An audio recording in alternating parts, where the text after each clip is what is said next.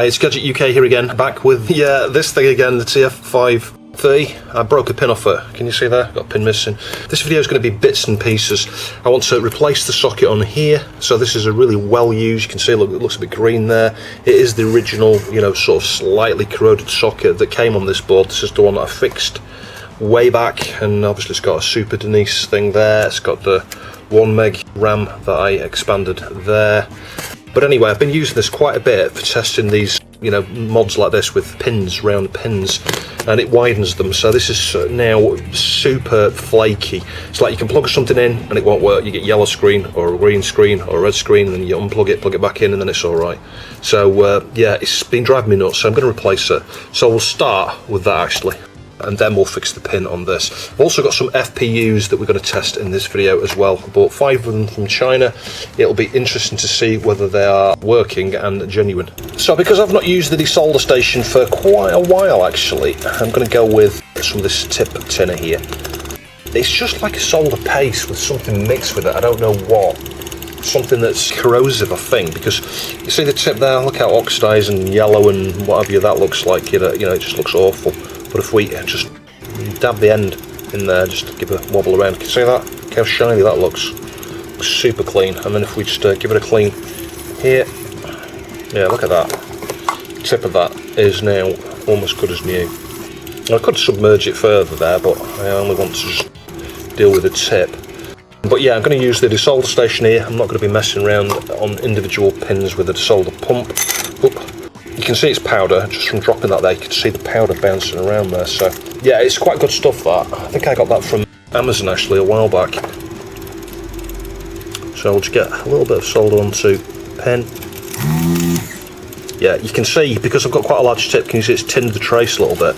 So I'll try and be careful not to expose too much here, but yeah, I'm not going to be able to do that. You can see that one's tinned a little bit as well. I'm not that bothered. This board is not a pristine example. I just want to get the darn socket off. Anyway, I'll report back when I've desoldered all of these pins.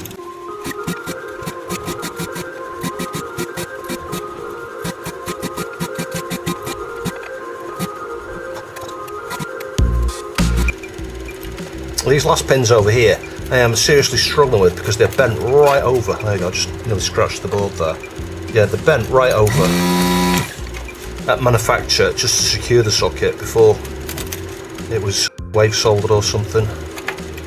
You know, I just can't get under there. There we go, last one. So hopefully that's going to come off. I'm just going to give that top pin another go. Just looks like this, not the top one, second to top. I'm not sure these ones here have freed up very well. Yeah, alright, let's see if that'll come off. There's just going to be the odd one that's still attached somewhere. These ones here at the top I'm not sure about. And it's the same thing over here actually on this side. So you can see I have exposed some of the solder mask. You know, the solder masks come away just on a few of those there, but I'm not that fussed. It's not really a big deal. And if you want to avoid that, just get a smaller tip on your solder station and go with a lower temperature. But this is kind of like a workhorse test board, so I am not fussed if it's not absolutely perfect in its presentation. I think that's come out actually, I can feel it pushing through there. So having flipped the board over, let's just give it a bit of a wobble like this. I mean, you can see I could cut it here, I could cut these plastic pieces out, but you know what, I'm going to try and reuse this socket. What I mean by that is once I've got it off there, later I will take time to pull each of the pins out, retension them, clean them up and put it back together, and then it's a spare dual wipe socket, because these are now getting harder to find. I have got some spares here, as you'll see, some turn pin ones, but they're expensive. I bought them, they were quite cheap, I don't know, £2 or £3 each, but now they're like £9 each or something on RS. Yeah, so we aren't quite there. So I had another go with the pliers from the underside, and again we're just doing a bit of that. It's mostly free, that, I think. This resistor pack here is not really helping because it's right in the blooming way.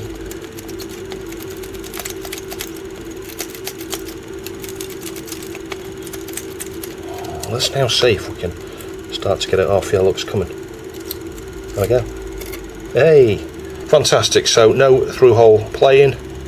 All of the pads are still here. That was a successful removal. But yeah, I'll clean that up later and use it. So we'll clean under here with cotton buds and IPA. One of the things that prompted me to get around to doing this today, actually, was on my Discord. I was reading some comments from Sparks UK, and he made me laugh. He's had a successful week. His TF520 doesn't boot. His TF534 doesn't boot.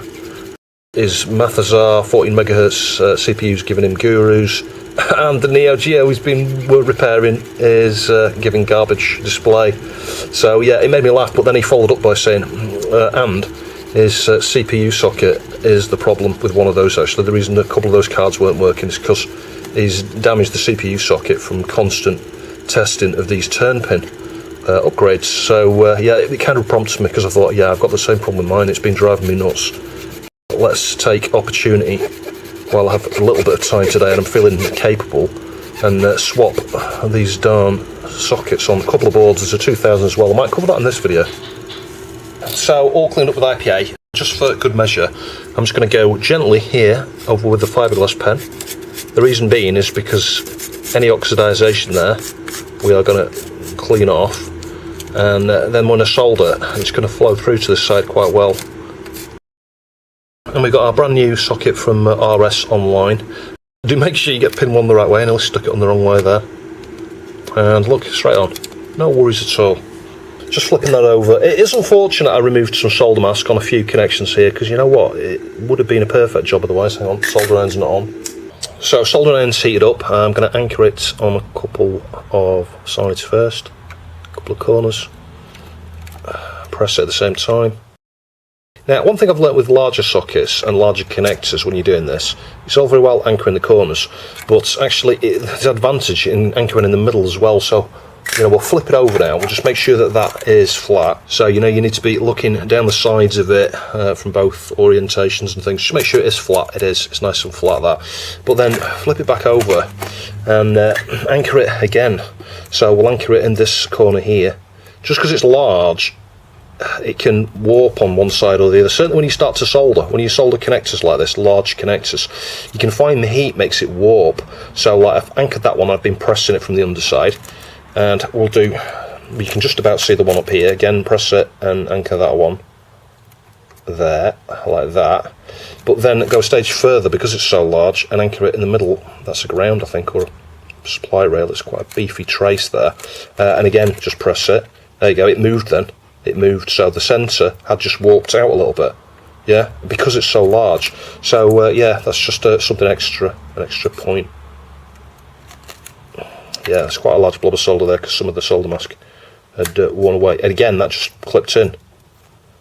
So it had warped away from the board. And of course you're going to get that sort of problem where something is not absolutely precision engineered. You could solder these points here and find you've got like a little bow, you know, a hump. Yeah, well, what we've just done is push it down there and solder there, so it's pulled in the centre as well as all 4 corners. Anyway, you've seen it all before. I'm just going to now just solder the remaining points on there. We'll go and try it.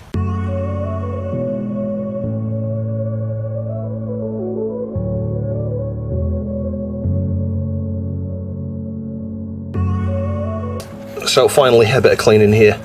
A little bit of solder mask. I will get a little bit of nail polish on there actually.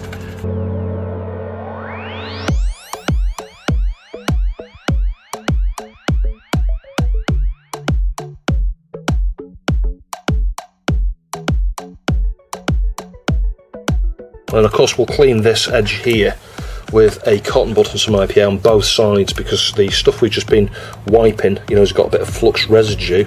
The last thing you want is a slightly sticky, fluxy edge there. So just about to test here. Of course, one of the problems with turn pin socket, when you've got something like this, if these pins have been slightly bent in the past, it can be a little bit of a challenge. So I've removed the CPU board from this while I try and get this in there. See, that feels right, but it's not. Something somewhere feels like it's resisting. So yeah, this might be the next repair. I might end up breaking a pin off this yet. Woohoo, that's what I was wanting. Worked first time, no issues at all. So hopefully that'll be a lot more reliable when it comes to me testing things. So next, onto the missing pin on here. So I'm going to solder these 3 pins on the end here, and we'll cut 3 out. That's not coming out very well, is it? I think that's it. It kind of looks free, can you see that? So the next thing I'm going to do is target the right side, cut it there, like that.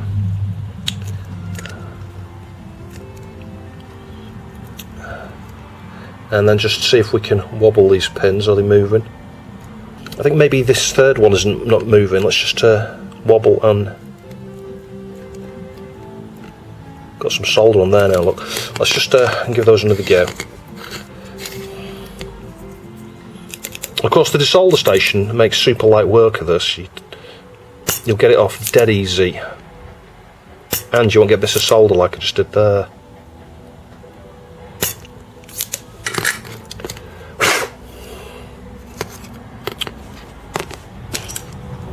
Let's just try wobbling like that. Don't force it, obviously, because last thing I want to do is lose pads and things here. And we'll do the usual here as well. I think they're all detached actually. I'm just not sure why it's not coming out. Yeah, you can see them all moving. Maybe it's that first one. Maybe that first pin is just holding on a little bit. Ah, there we go. So, we lost a pad there, look. That's why that first one wasn't coming out. There's still some of the pad there, so that's going to be alright. It does go to that trace there, so I need to make sure that that connectivity is good. Anyway, so I just need to get some spare pins from here. So we just need 3 pins here.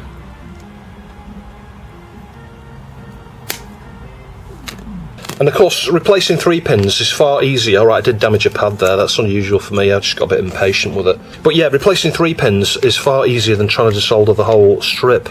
But if you used the desolder station, it probably would have come off a lot easier. Don't think we'd have done that damage there. Just a close up, you can see it's half a pad, so it's not gone on the point where we need the connection, so it should be alright. No worries, I don't need to shave anything off that. That's going to fit okay.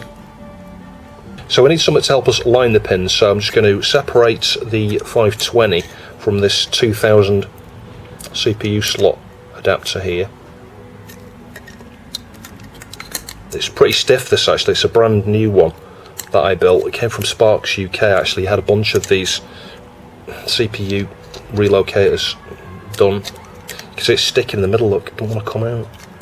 I'm going to break pins on this next time, I can see it coming. There we go. That's it. So let's so as I say, what we'll do is just plug it into here. I'll start on the side where we fitted the new pins actually.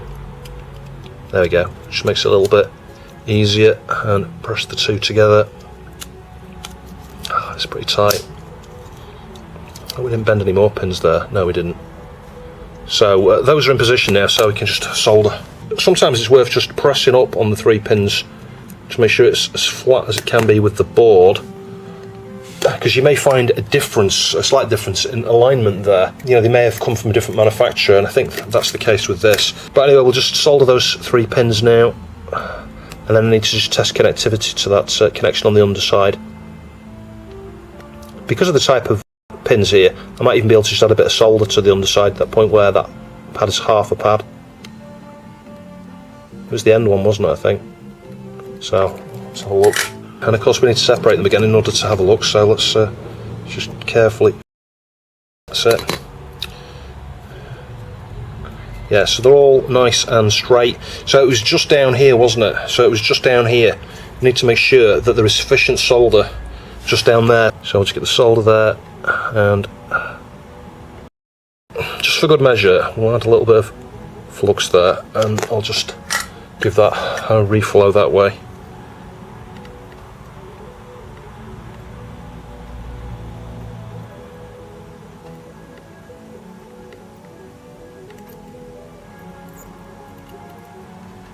Yeah, that's it. That's looking a lot better.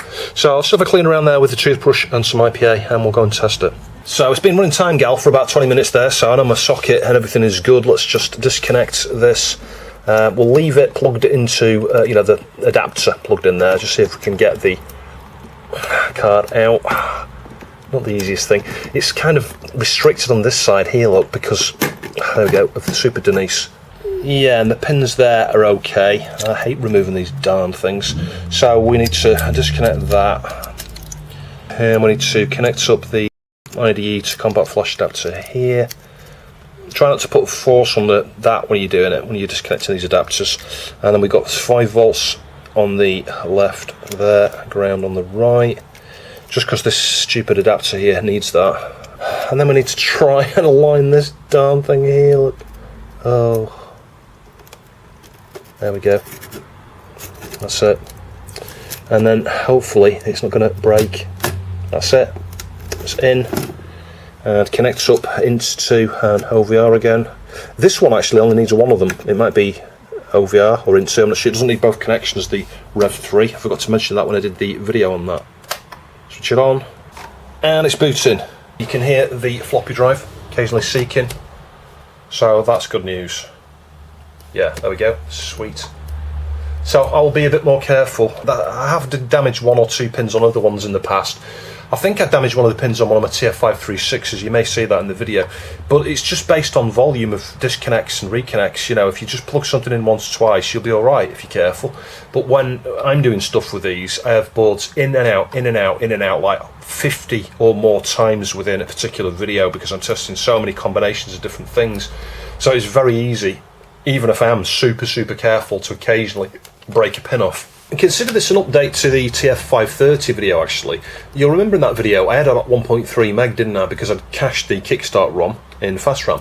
Now there's advantage in not doing that actually on the 530. You still get the good performance, you know, if I run benchmarks everything runs really fast. Obviously some things aren't going to be as fast because you're not caching the ROM, but general usage is super fast. Benchmarks are super fast. If you're going to Frontier now, with you can see I've got 1.7 meg there, and if I load that, it does run at full speed. You can even briefly see there 222k free. So that shows you how close it was. It's borderline now, you know, it's 200k free, but it has managed to fit it in fast RAM. So most A500 games, you know, games that you would play on an A500, ones that have not got loads and loads of discs, because the issue with those is they get cached in RAM as well. You can disable the preload, that's one thing you can do. So you can use a 530 like this with just the 2 meg without too many issues actually for WHD load. Lots of games will be okay. You can see that's running super fast, so that is, yeah, that's definitely 4 megahertz. Look how fast that thing there's spinning around.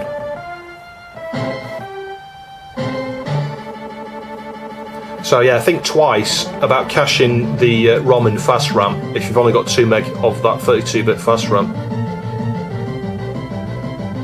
So testing these FPUs, they all came in plastic bags which aren't ESD safe, but anyway, that's how everything comes generally from eBay these days. Switch it on. I always do the finger test here, just be ready in case it gets super hot. Now in a machine like this, the 500 power supply is more limited. In the 2000, these go nuclear if there's a short, so yeah, be very careful, be ready to switch it off if it gets hot. Watch you don't burn yourself. Yeah, yellow screen. Yellow screen.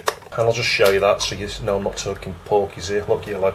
Now, from experience, you'll get a yellow screen if you try running one of these faster than it's capable. So actually, I don't think that's a bad chip. It's not getting hot. I think it is literally like the other ones, perhaps. We might find they're all yellow. I don't know. Give a yellow screen. It's because it can't run that fast.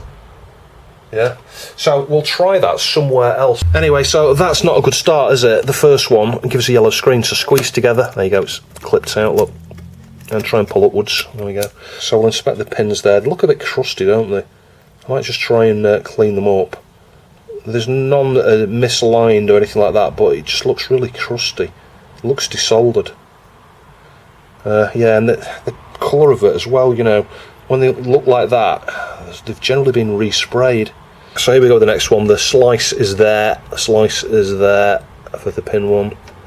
Let's get it in position. Try and push it in. There we go. Just make sure that's straight and power it on. Finger test again. Hey, that's a good one, I think. Is it booting? Yes, it's booting. Heard the floppy drive. So I'm not going to bore you with every single one of these because obviously I'm going to be doing exactly the same thing, but what I'm doing is waiting for this to boot to the desktop, and we'll do a couple of benchmarks and stuff because you can test the FPU in there. Obviously you would want to give it more load testing, so what I mean by that is maybe get Lightwave or something like that for the Amiga and render a really complex model or something using it, you know, something that takes half an hour to render. That's really the sort of thing you'd need to do to properly burn in and test one of these to see if it is stable at 40 megahertz for a period of time. And of course, finger test it. I'm doing it now. It's stone cold. It's not doing anything, is it? And if we switch the co-processor math on here and do Beach Ball, yeah, straight away I can see that's working. If you had you know, garbage coming up there, it just froze, didn't do anything. Yeah, that's a clue that that FPU is not working. But yeah, I'm finger testing it again. Stone cold. Absolutely stone cold, and we could just repeat that a number of times. You could also do the F matrix and F ops, floating point ops, F math or whatever it is, and I give it a good test that way. And I'm going to do the exact same thing with each of these. I'll just go through, run several cycles of different tests here, the floating point ones. Yeah, so about 10 minutes later here, I've given this a good test. It's just like lukewarm now. It's the sort of thing, yeah, I'll stick a heatsink on it anyway. In fact, I already had a heatsink on this one. So it's worth heat sinking them if you run them at 40 or 50 megahertz without a doubt. I think F matrix is floating point as well, actually. Yeah, it's fine. So we've had one bad one and one good one. I'll just tell you the results in a minute, how many are good out of 5. So I've completed the testing there, and I've got 4 out of 5 running happily and coolly at 40 megahertz. So that's not bad actually, but yeah, one of them, the first one, it's funny, isn't it? It was the first one that gave me a yellow screen, and I did retest that last one actually. You know, I retested at the end just in case it was a bad connection, and it isn't a bad connection, although the pins do look awful on this one compared to the other 4. So I suspect this one is just like the others. It's probably a 25 or a 33 relabeled, but I suspect it's just not happy at 40 megahertz. I bet if we ran this at 33 or 25, I bet it would be okay. So I'll just go away and see if I've got any cards that I can plug this into. Aha, I do. I thought I had something, I just couldn't remember for the life of me. It took me ages to remember. But yeah, the CPU card, the default one, you know, the one I fitted the 4030 with an MMU to, that Stephen Leary kindly provided the, you know, this card. It came with a board that he let me keep. This has got a PLCC. Oh, it's that surface mount one, isn't it? It's a surface mount socket. So this thing, these pins here will not get low enough in a surface mount socket like that to get out. So I need to go and find my metal prodding tool. Everyone needs a good metal prodding tool, something like that with a sharp point, because but it's rounded, slightly rounded. It's so useful for things like this. So I could just carefully just lift and lever. Don't just lever straight onto the socket, because you will potentially break the socket. Let's just turn that around because I can't get any leverage on it. So what I mean is, you know, pull up as you sort of lift, rather than, there you go, rather than just lever. And then you can see with a little bit on each side you can get these out.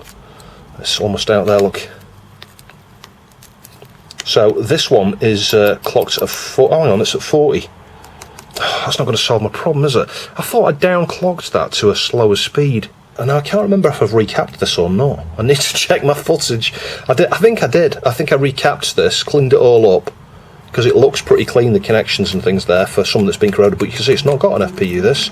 So, and obviously we don't need to use that. Oh, hang on a minute, I'm just thinking about it. I could have used that other one, because you can use the jumpers to say whether you want to use the motherboard speed or the FPU, so, oh god, I'm wasting time like there's no tomorrow here, aren't I?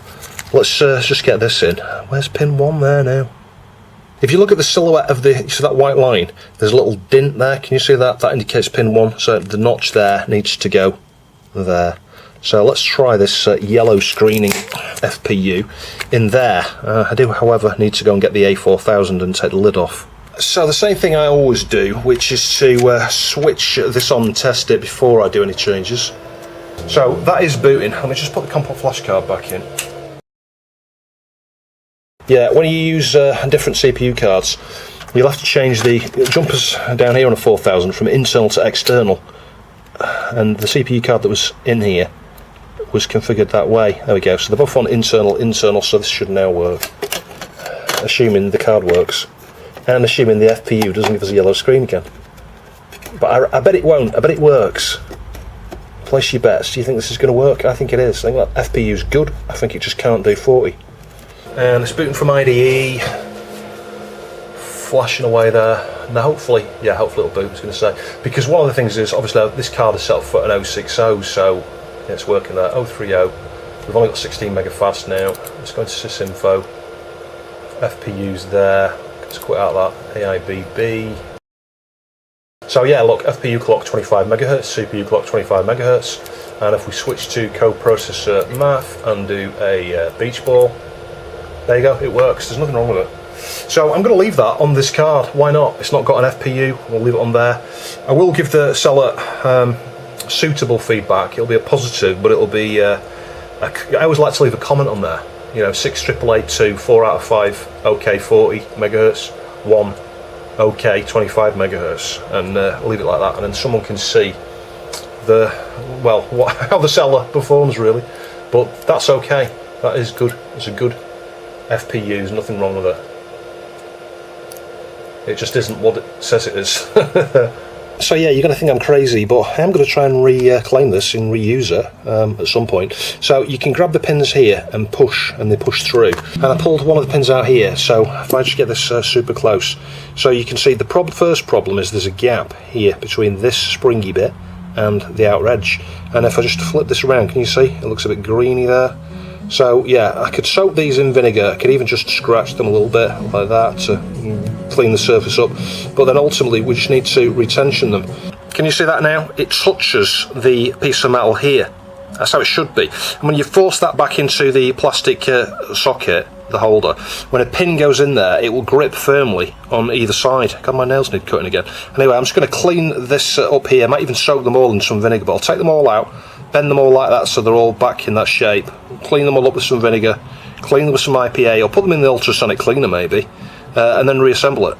So I've done all those pins so far. You can see, you know, we're more than a quarter way through, but I'll try and show you this. So what you've got to do is make sure there's no solder on the pin first of all, straighten it, you know, flatten it if it's not straight, and then grip it, but grip it, can you see that, right up to the end, just leave a tiny gap, push, and move back a little bit, tiny gap, push.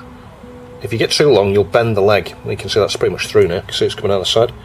And then once you've got it out, so look at the gap between this straight piece here and the, you know, the bendy contact there. Can you see there's a gap between them? So the key here is to get a tool like this, just the right thickness, and I've done them all this way.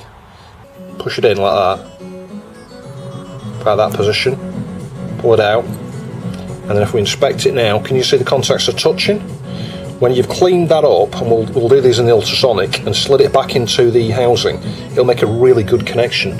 Halfway there, all retensioned with nice gaps in between, and you can see one side completely free here. So, you know, I'll continue with this now, and then I'm going to get all of these in the ultrasonic, along with the housing here. We'll clean it up, and then I'll finish off just by taking craft knife. Can you see there's like bits of plastic streaking out here? In fact, I can do some of that now. Just get rid of the little overhangs and things, just tidy it up. Yeah, it'll look good as new, trust me. And I've shown this before on plastics. You can just get something metal like this and just press against an uneven edge and it will flatten off. So any of those little imperfections you can get rid of. You can see that's not too bad there now actually. We'll do the same on this side here.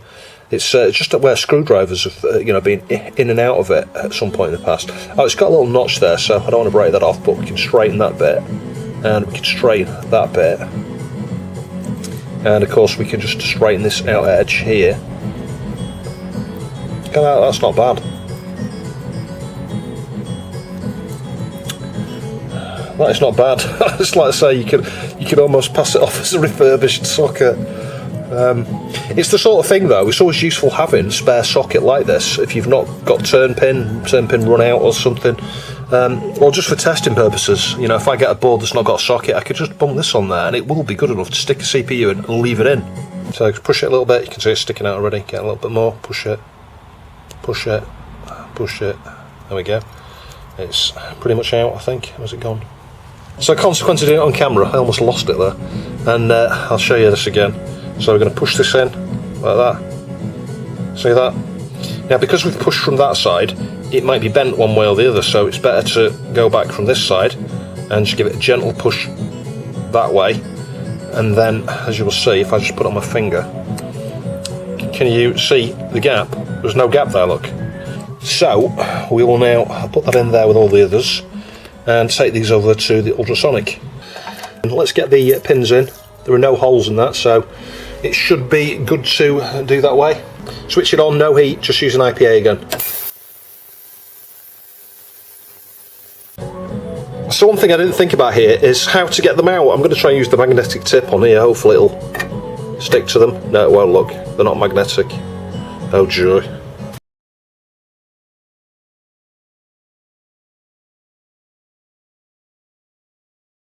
Just get those last few with the pliers, I think, just carefully. Don't want to bend them.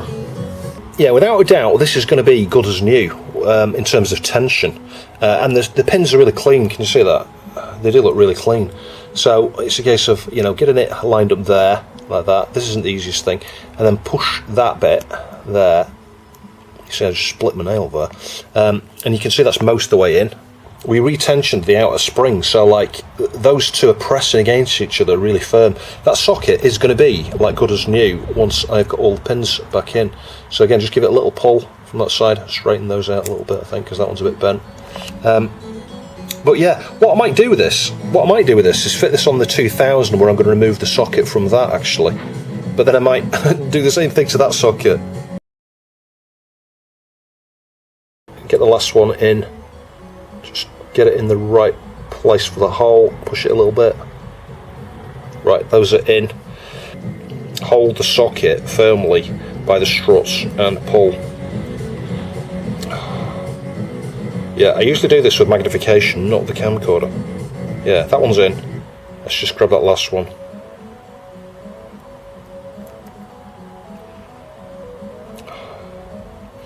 And grab the last one and just pull it. I think that's it. So that's it, they're all back in. I've had the torch on this to have a look down the gaps. There's no gap at all. The contacts are nice and tight now, so that should grip the chip just like a brand new socket. So the final thing I've done here is just using a cocktail stick and some green nail polish, just touch up little bits where there were little bits of copper exposed, or where, you know, the solder mask had been removed. So yeah, you can see it looks a little bit blobby there, but it's exactly the same as I've done on this board already with all the corrosion things that were fixed on it. So yeah, it does look okay. So I'm now going to do the exact same thing on this 2000. Can you see the CPU? Look, you can almost pull it out, look. You can pull it out. It is a bit sloppy. And this one was corroded. Yeah, this is the one that came from Tom Meads. I repaired it in a previous video. I'll stick the link up there for that. And you can see the pins are really oxidised here. You know, they're really dull and grey. I wouldn't be surprised if there's a little bit of greeniness in there. So yeah, this socket has needed replacing for a very long time.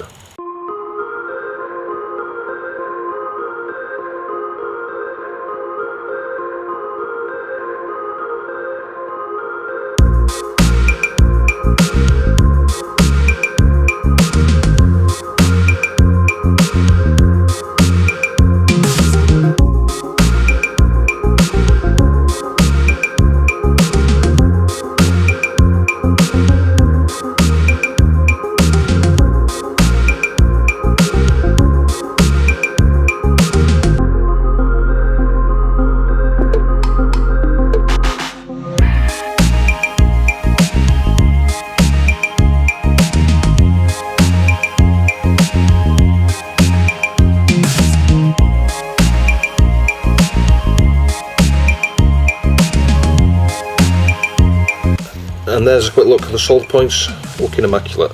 So we now have a lovely turn pin socket. This was melted in a previous repair by someone else, you know, in a couple of places here. I could replace that.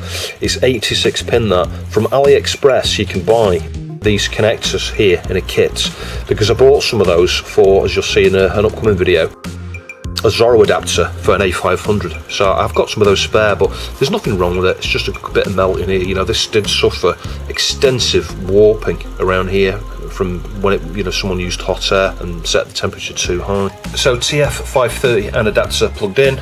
And as you can see, that's working fine. It gives a really clear display, this board. Yeah, so the right side's lined up and the left side.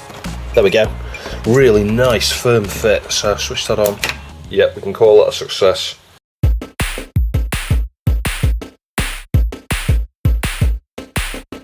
And there we go, that's the second one reassembled. So there were 1 or 2 dark pins there, even though it's been through the ultrasonic. And all done has got a bit of deoxit and had a bit of a brush there as well. So it's good enough, that is good enough. And the tension is absolutely fantastic. It's just like a brand new socket. It's amazing really what I will always salvage. I salvage ridiculous things, you know, because you can see I've got quite a few of these turn pin sockets spare. But it's always nice to have other of these sockets. If anything, what you could do is just keep the carrier and put new pins in. If you can find another dip socket that's got the same style of pins, you know, that's another reason to try and salvage the carrier, because these 64 pin sockets are becoming rarer. This is weeks later. I just pushed out a video on something else actually. It was clockport, and someone mentioned, let me show you. See if I can see. Oh yeah, here. This pin, I think, is out. Yeah, you can see it. It's hanging over the edge there. I had no clue.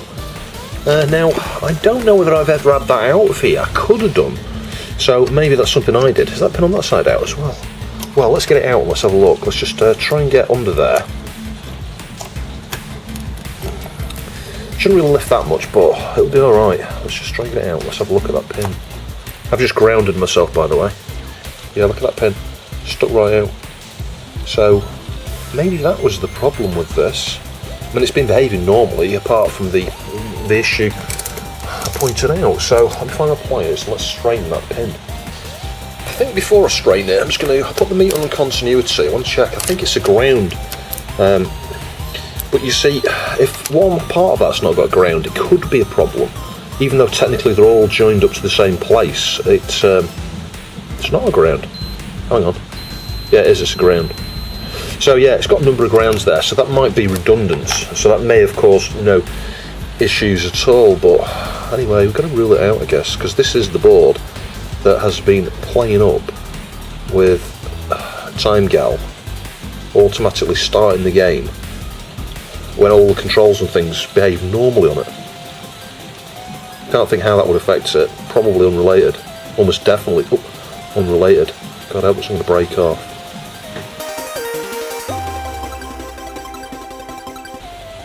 I'm tempted to just solder over that, actually. I'm going to do that. I'm going to get the iron and just heat that with a little bit of solder and just make sure it's flat. There's nothing, no solder sticking out. Just to strengthen a little bit. So it's this pin here. I am literally just going to hold it there like that and just add a little bit of solder on here.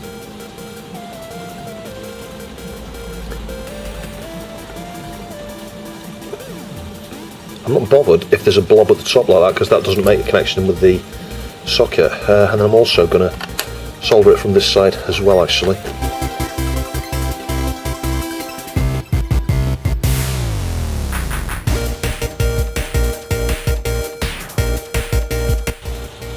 Yeah, that's alright. There's a little layer there, it's a bit thicker on the top. Let's just check the underside. Yeah, and that's removed from there as well, actually, through capillary action. It's sucked that up, so can you see? Yeah, that one looks super shiny compared to that, and if you look at it in light, it's got a bit of a bump on it, yeah, because there's a little bit of solder there, and it's right up on the top. It's gone right down as well, and that pin is properly covered in solder. Just get a little bit more strength, so I'll just get cotton buds, some IPA and toothbrush, just clean that one pin, and we'll get it back in.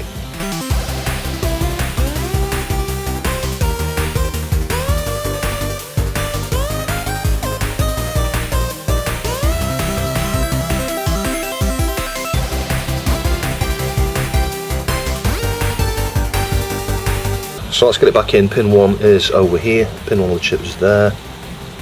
Just need to make sure this pin here goes in. Yeah, there we go. Sorry it was another bitty video again. As I said on Patreon a few days ago, Yeah, I've had to edit this, try and get something smaller up. This was a bit more manageable to edit. I still spent a full day editing this, believe it or not. I know it's not especially exciting stuff, covering, removing sockets, you know, that's the socket we replaced. And I did that video back in 2022, and it was like early 2022. And this board has been solid as a result of having that new socket on there, so that was a really good thing to do. And you saw the old sockets there, and actually one of those now sits in my component drawer here that accommodates turn pin mods. Yeah, so I can stick this into, you know, a dip socket, yeah, and then stick turn pins into it. So you may think that's a bit of a weird use of it, but the reason being is because, can you see, there's the odd pin on this went a bit green, despite the fact it was cleaned, ultrasonicked, pins retensioned, and used the oxide on there as well. Just one or two on this socket start to go a bit greeny again, as if the corrosion never really finished, you know, doing its thing. It's probably a case of the plating on them gets worn off by the corrosion, therefore, you know, you get oxidization starting again, if that makes sense. So that's the way it's better, you know, adding this bit at the end, it's better to replace the pins with new pins. And you could just get cheap dip sockets. I've got a load that I got from China that are super cheap ones. The pins fit these perfectly, so, you know, the whole thing about keeping the frames, I think that's good advice. But anyway, I'm sorry, like I say, this is this week's video. It's been a bit bitty. Well, there will be a few more bitty videos over the next 3, 4, 5 days as I try and catch up, and then the 4,000 will go up next, because that was what you guys and gals voted for.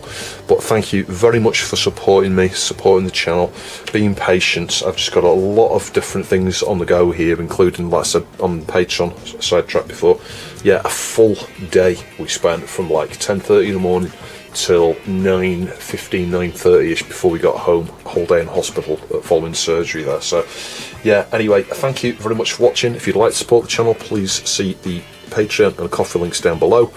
I'll catch you in the next video.